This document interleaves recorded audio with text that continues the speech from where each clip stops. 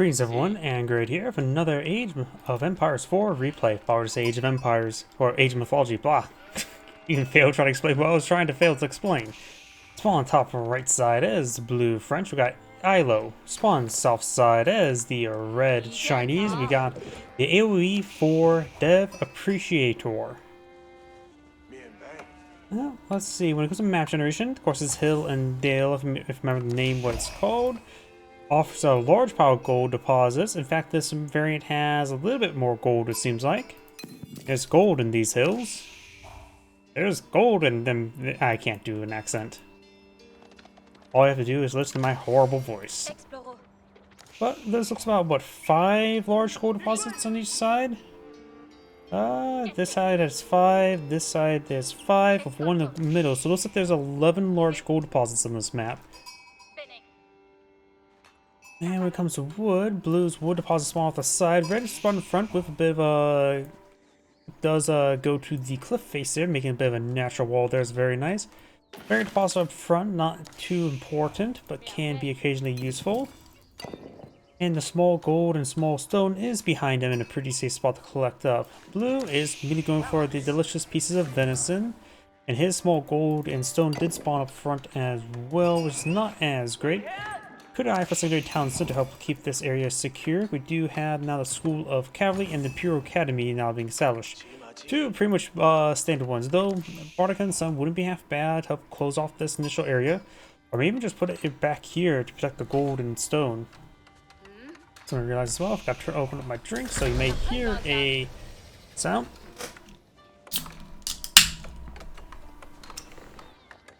And looks like, of course, he's aged on up. Don't see stone being collected up just yet, nor do we see the mining pit. Oh, that's a lot of sheeple. Granted, since he is collecting venison, you doesn't have to worry about getting the sheep back home immediately. Of course, red has this deer deposit as well. The other deer deposit for red is right here. The other one for blue is a little bit front, but next to Pumbaa, so the food's pretty congested. And over here, red's deer and Pumbaa is nearby, but not super close to each other. Plus, this area seems pretty open. Lack of trees in this area. The second side here is in the midst of the trees. We've got a bit of trees here to help protect the trading post if blue wants to eye for that. Bardic and Sun actually being established over here. This course will give him access to Song Dynasty to build villagers faster. It can also allow him to build scouts faster from here as well. Actually, I'm pretty sure it's like town center work rate, right? Huh, I thought it improved town center work rate. But apparently it only affects villagers. Got a Royal Knight now deployed onto the field. Of course, the Bardic and Sun is excellent defensive emplacement. We do now have what's called a mill going on up to clean up Pumbaa there. So you built the Bardic and Sun pyramid for the boar, and can always go to the deer later on. Very nice.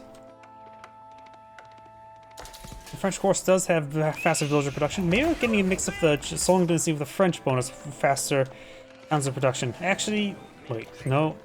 That could be an influence of School of Cavalry. Does it prove stable? All your stables. So I think it does. Now I'm trying to figure out, is it the town center bonus or the stable production bonus is affecting the scout? Does it get applied based on unit? Does it get applied based on the structure? Now I'm starting to second guess myself. The official does pick some taxes there. Picks up 36 taxes.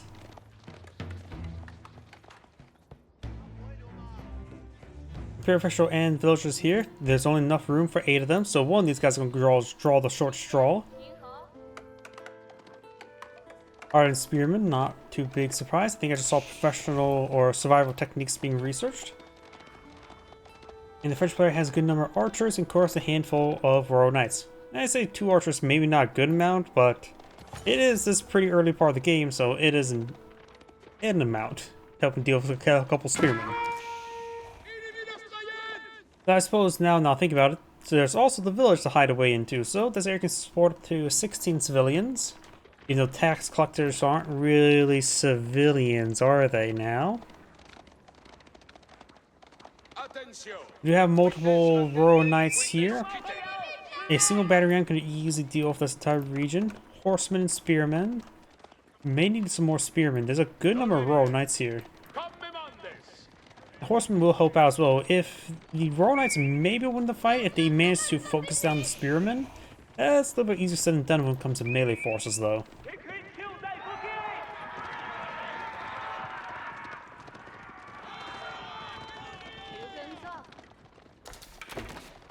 Multiple Spearmen, of course, being queued on up.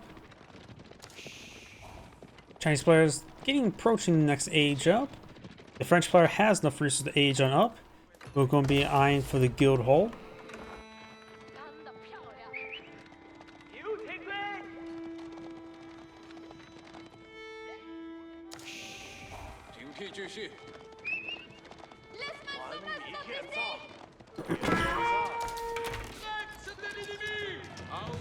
The damage there. Hand cannon slits are particularly effective versus the heavily armored knights. One of the more cost-effective emplacements. Do not have the chivalry being researched there. Get a little bit extra health regen on these knights. Won't pay for itself at the moment, but will be very nice. Imperial Palace is going on up, which is the lighthouse for the landmarks. Usually we see the astronomical clock tower get the more healthier siege weapons, but the extra vision range on this map could be quite nice. Horseman trying to be a bit of a meat shield here. Outpost unupgraded. I do think the hand cannon slit is a more economical option than a spring guard replacement. In total, costs less than half. You could just always go for another outpost if you want to pay that extra half.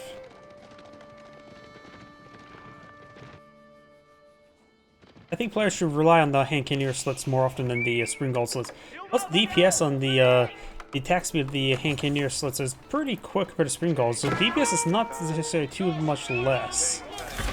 Imperial Official does not get impaled there. Bit of chivalry. Now got the Veteran Royal Knight upgrade. Now the Chinese players going for a large round of Lancers. Scout does get impaled a little bit.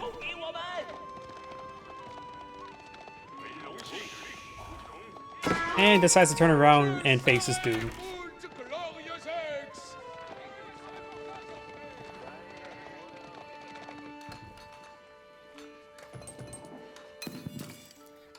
This gold doesn't have too much left.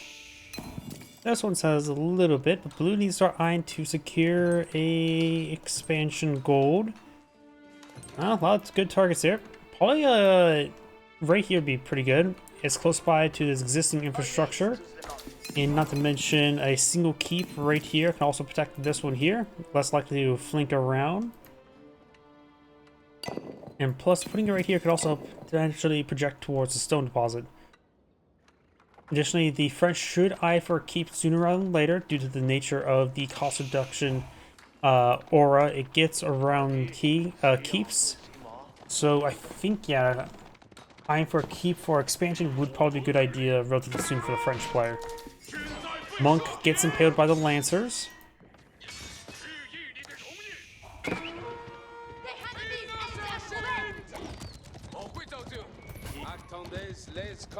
Veteran archers now deployed in the field by the French.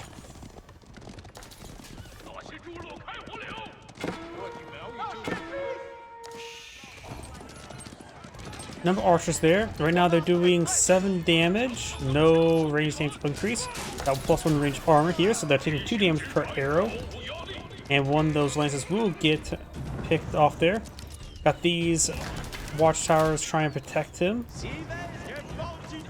Of course, the arrows doing 6 damage, so they do 1 damage per arrow against these lancers. Not a lot at all.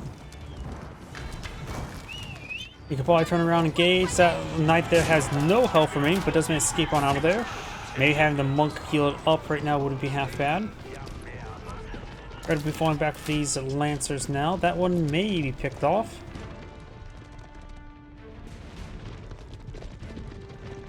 Now the French player is going good number of arbaletiers, the crossbowman variant for the French.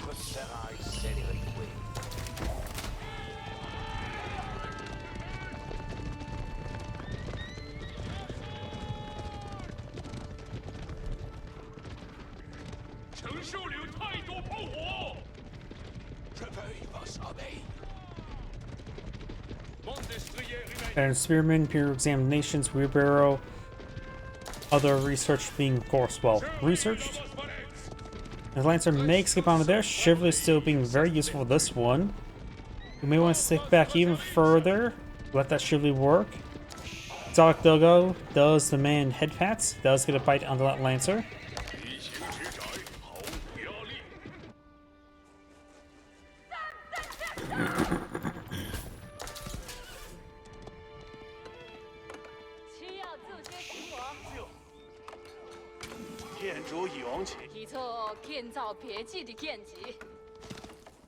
Granary has been established.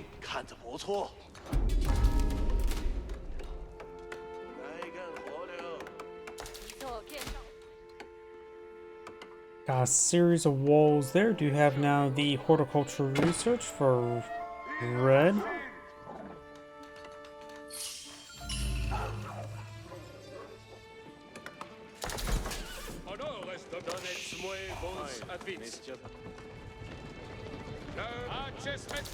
That these forces starting to push the way forward. Second side over here captured up by red. Red has claimed 2 relics, blue's claimed 2 and picked up a 3rd. So that's how the relic's going to pan out. Gamerson's now being researched by blue.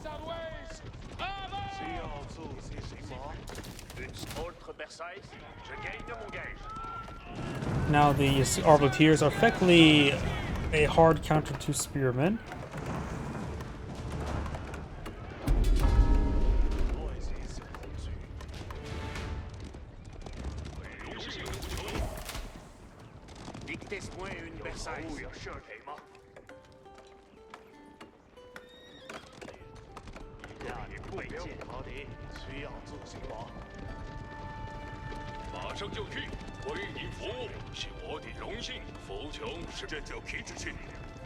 Blue's falling him back there. Red and blue have the same army size, roughly. But of course, a little bit less value for red.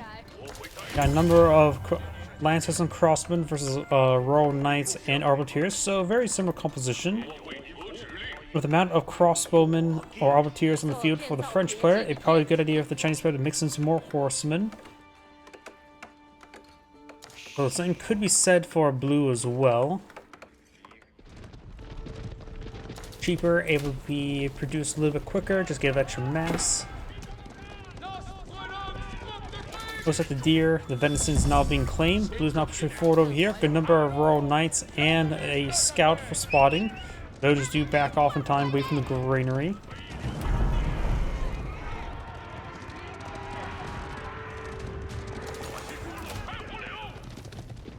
Over here, we do have Lancers push way forward. They find a good line of crossbows, so they can't push their way forward over there. Those gold deposits are being claimed as theorized, but not being secured by Keep, as I thought he should. And a couple of villagers do go down there. First 2 villagers do go down. Red's trying to break on through, but the basic walls is being just enough. Right now, blue has a pretty good stockpile of gold. I wonder... And a good amount of food as well. The French player could actually age up soon, but he just invested his gold into something, didn't he? Good number of upgrades, looks like. Lancers go on down there.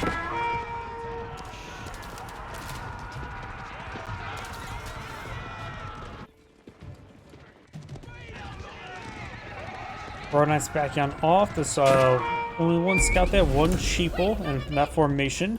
Monk will be picked on off by the horseman. Looks like nope, does manage to pull back in time. Crossbow will get a nice volley there. But looks like the Knights will fall back in time.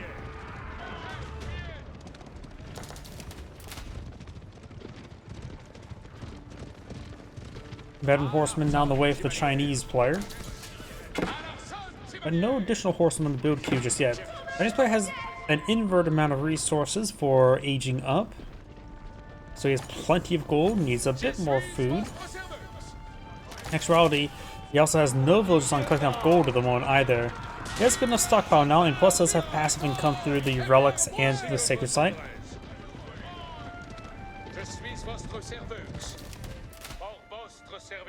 Basic walls have been established.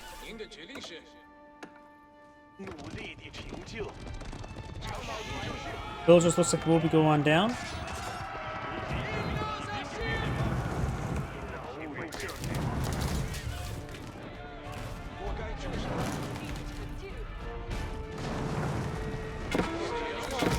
Up north, we do have these forces torching down this gate. Some housing there, not too many villagers. We do have a keeping service at the front line, which will give the cost reduction benefits. They want to delete the infrastructure here to get a bit more build radius. Spearman crossbowmen engaging these knights. Looks like one royal knight, actually. Looks like two royal knights went down there, and third as well. Rest could just fall back, let Shively heal them up, or a monk will probably be a little bit better, just simply quicker.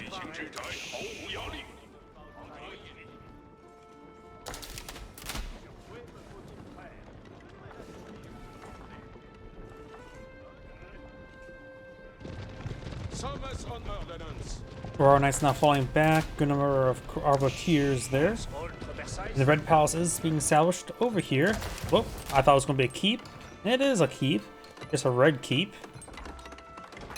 Gold deposit still has a decent amount left. Of course, got this full one here. This one should be safe enough to secure, and of course, it will provide some influence around the stone deposit as well. And I mentioned you can start building more production structures around it to get more cost reduction benefits.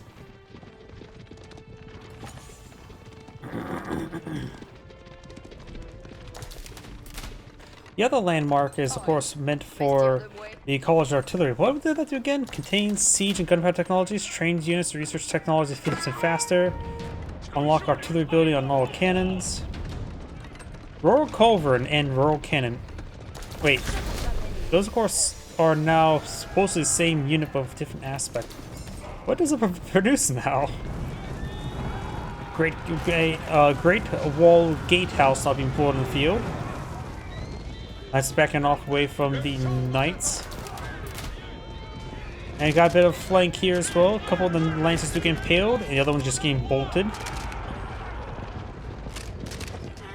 And just leaving that severely wounded left remaining as well. Does get impaled a little bit. Will escape with 1 health. Great Gatehouse. Where were you deployed? Right there. To infect the granary line. Is of course the gate through the 4 tree deposits here. You now have the pyrotechnics upgrade, the blue moon tree, and the elite horsemans for the Chinese player. Elite heroic knights and elite arbiteers for the French player.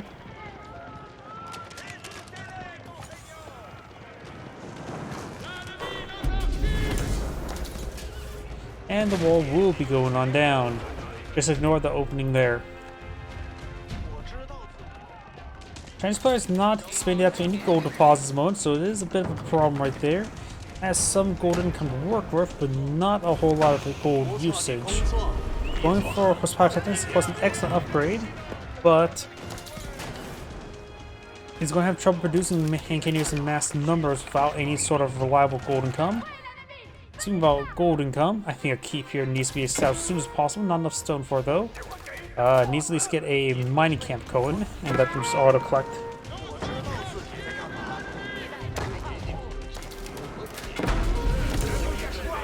Blue's making good headway into Red's base. Collecting up gold now, very exposed, but that will just simply have to do. This area is very urbanized. The nested bees going to have a target-rich environment in front of him. Does looks like 2 nested bees in the field. There's the other one. Gets good volleys there. Reds are blue hold out. Blue would not be able to secure a victory. Being severe amount of losses right now. And this Arbiter is just getting ripped apart by this Nested Bees. Looks like the Nested Bees are going to be vulnerable soon. Third one now deployed in the field. And there's the Nested Bees emplacements from the Great Gatehouse. Got some great engagements there, but right now Red is in a bad position. No army on the field. Has a handful, actually has a number of, that's where his armies went. The Arbiters will have a bit better time if they deploy out the passives to get their passive effect. Spearmen will do minimal damage, but now they're doing 10 damage versus 8 melee armor, so they're doing 2 damage per stab against them. With garrisons, Arbiters are more or less a hard counter, if not at least a soft counter to Spearmen. And I'm just more leaning towards hard counter. Got a number of horsemen and hand cannoneers here. Oh, making a YouTube subscription. Welcome to the channel.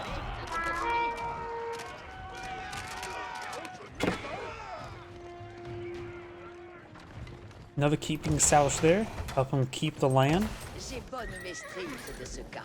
Last gold being obtained. There's still, of course, plenty more gold there. Garrison or crossbow stirrup research now on the way. Arbiters do have a decent amount of range compared to hand cannoneers, but with pyrotechnics, these hand cannoneers have 5.5 range, so they will outrange Arbiters. But with the increased attack speed, I don't think they can out DPS the hand cannoneers. But at least they will be far more cost efficient, but not as population efficient.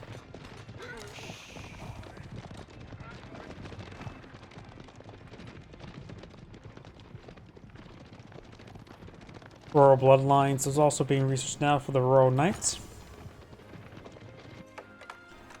Basic stone walls being established there as well. Probably could encapsulate the market there just in case if you want to go for a little bit of trade. A handful of traders is not bad to have. You have a nice reliable gold deposit, even though there's plenty of gold in the map.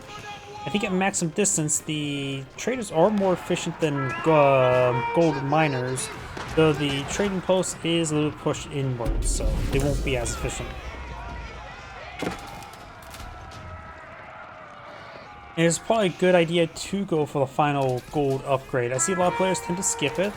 I sort of think that Age of Empires 4 changed the cost of the gold mining upgrade to be the other two resources.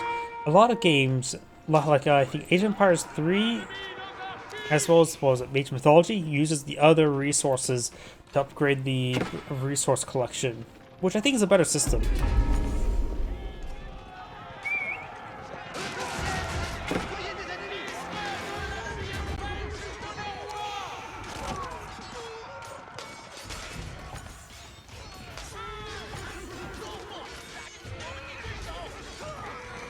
Those units, of course, can clean on up. Royal Knights are highly population efficient.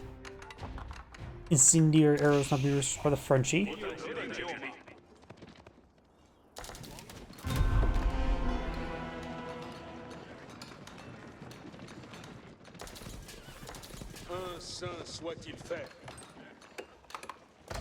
Gold deposit now being collected on up.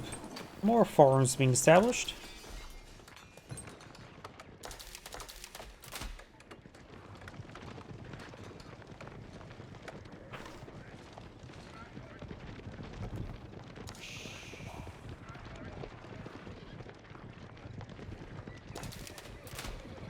We do have a French cannon on the build queue. Got a bombard as well. Good number of horsemen, hand cannons right now in the field for the Chinese player. And horsemen be a good counter to the Arbiters. And cannoneers just love to shoot anything.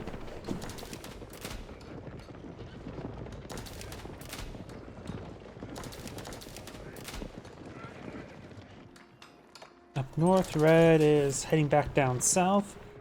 Walls here have not been repaired. Blues has a mill for a bit of spotting. If I switch over to player and then turn Fog of War, you will see about that much. Not a lot. Blues now push away forward as well. It is lacking a scout for proper spotting.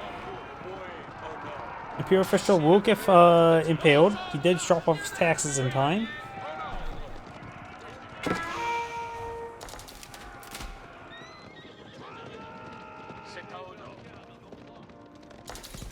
French player has a small reserve of resources. Chinese player has a reserve as well, but lacking a little bit of wood, but that's not too big of an issue. More hand cannoneers being summoned. Got the astronomical clock tower, which will put him the Yuan dynasty, improving the movement speed of all of his units. Additionally, it will unlock the deployment of fire lancers. The extra movement speed is generally something known for Palace Guard, but honestly, horsemen have increased movement speed, helping deal with the arbaletiers. Not bad as well. Not to mention hit the various siege weapons of the cannon.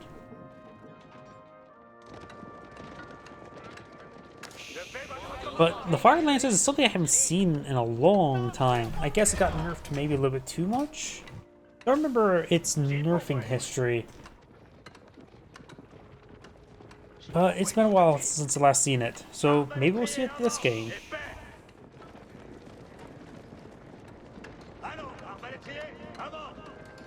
More basic stone walls being established there.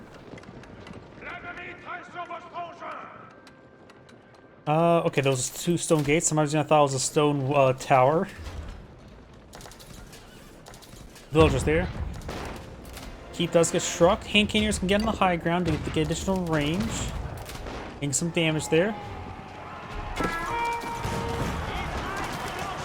On top of the walls, if you're not going to click anything in time. Well, for you and Dynasty, these horsemen now move at a staggering 2.16. And cannoneers back line firing away. They have a decent movement speed, some 13 gunpowder. They can sprint quite quickly. Cannons still engaged in the keep. Got some various units there. Bombards hitting those various units. And cannoneers can get on top of the walls, so also get a bit of damage resistance. Oh, hand cannoneers will just move forward like that. And those not falling back now. Keep does go down.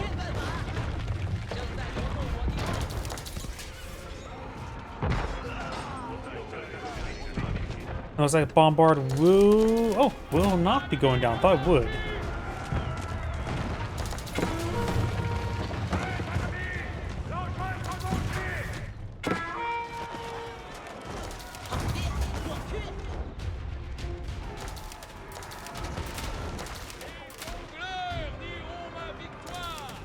Blue's not falling on back with these forces. Red has not recovered just yet. Has enough resources to go to Ming Dynasty, and that would improve. I can't remember if it improves his health or damage. Both would be particularly quite powerful. Speed is something that's hard to measure sometimes, but does have high potential. While increased health or damage is just straight up has just high value.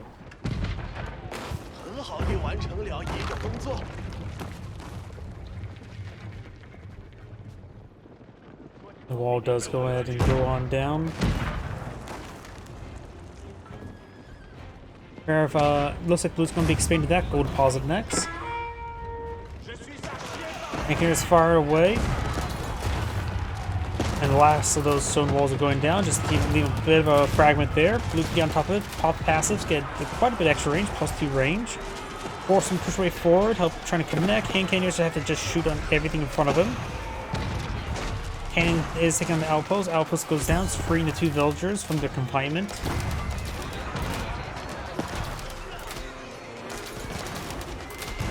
Horsemen starting to go on down now.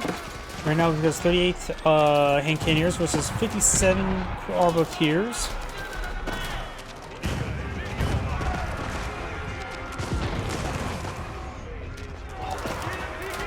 Horsemen being streamed on in one at a time. They're drawing the fire.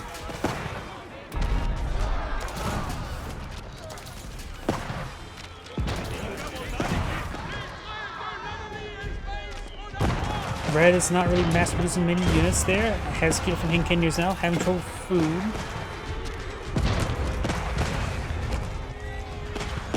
Some of these knights are starting to go on down.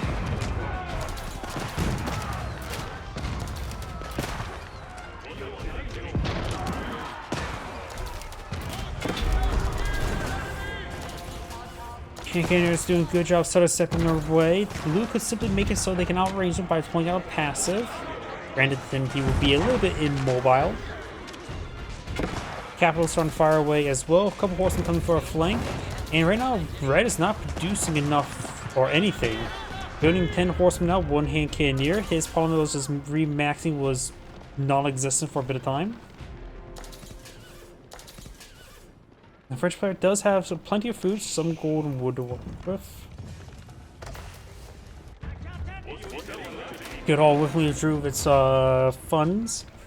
So he's now starting from scratch.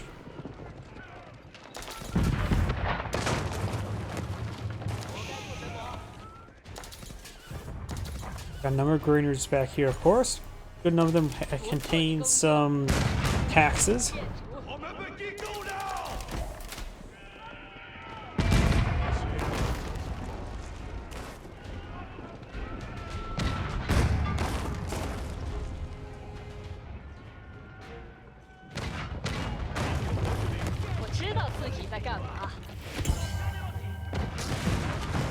Deletes a number of those lumber camps there.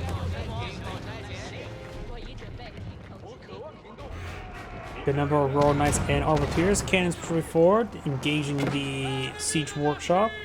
Perfect chemistry now for the French player.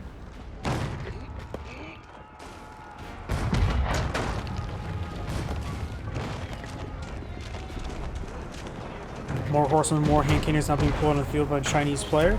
He's running low on food and also extremely low on wood.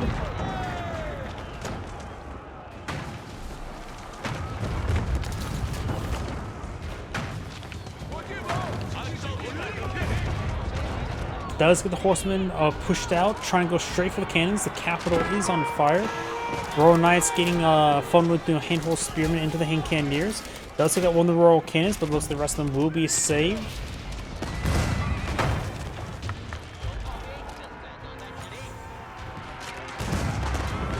And the capital does go down. Spearmen charging way forward. Hand cannoneers sort of pushing themselves forward a little bit.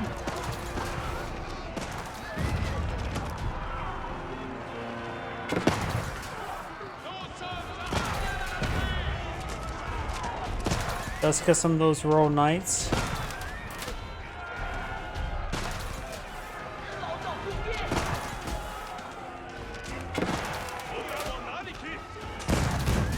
One horseman does flank the cannon there. Granaries now under siege. Still a large number of the landmarks need to be destroyed for red.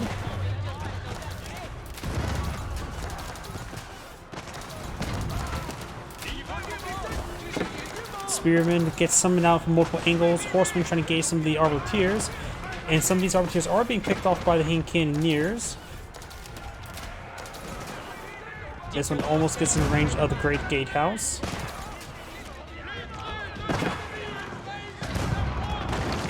Great Gatehouse is under fire now. Got some Royal Knights, and the Chinese player does raise the French flag. This is Anne Grade saying thank you for watching, and on to the next replay.